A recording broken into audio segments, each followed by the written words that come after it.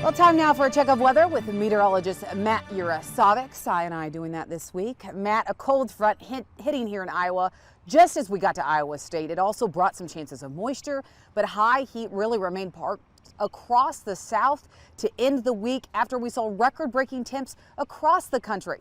Matt, I'm just saying 100 degrees in September. It did not feel like fall earlier this week.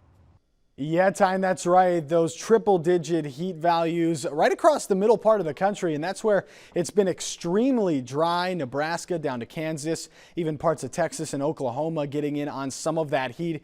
And it's still going to be warm across the south, not record-breaking, but still will be warm, and that's going to continue to dry things out as most of the precipitation likely going to be off to the east as we head through this week. Still, again, extremely dry on that drought monitor all the way back into parts of California and into Nevada and Utah as well. Just slight improvements across the deep south and into parts of Texas. Not much else going on there. Still abnormally dry portions of the Great Lakes and up and down the East Coast, Mid-Atlantic into interior portions of the Northeast. So something that we'll continue to keep an eye on, and here as well, as it could still continue to get drier as more, again, precipitation off to the east heading through this week. And we could be tracking a tropical system here, and that could show up right down here in the Gulf of Mexico somewhere heading through the latter half of this week. Something that we really need to keep an eye on. You can kind of see that there showing up on the jet stream. It's going to be warm and muggy in the west and a little bit cooler air moving into the Great Lakes and parts of the Northeast. But overall,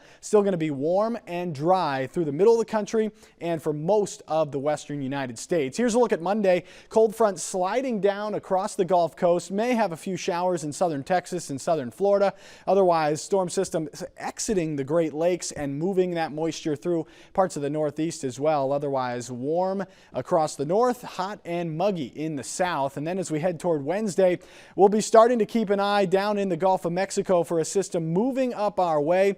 Just a little bit of scattered shower activity going on there in the west. Otherwise, mild in the east, staying very warm back in the west. And again, this is where we got to keep an eye on as we head towards Thursday and into Friday. We got to be watching the tropics for a potential tropical system that could be moving its way. Right now, many models showing it along the east, but could be anywhere from East Texas all the way into the panhandle there of Florida.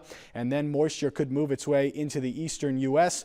Not much else going on. A few scattered showers back in the west, and a warm front moving through the northern plains could bring a few more showers. But overall this week staying very warm in the west, and then we're going to be a little bit below average in the east. That kind of pattern bringing in the cooler air from central Canada, and we're also going to be mostly dry along much of the country. We're going to be keeping an eye on that tropical moisture here in the east and a few showers back in the Four Corners region. And then as we head into next week as well, very warm through much of the country, just keeping things right near normal in much of the east. And then the precipitation still keeping an eye on the southeast coast. Meanwhile, much of the same heading into next week. Tyne, back to you.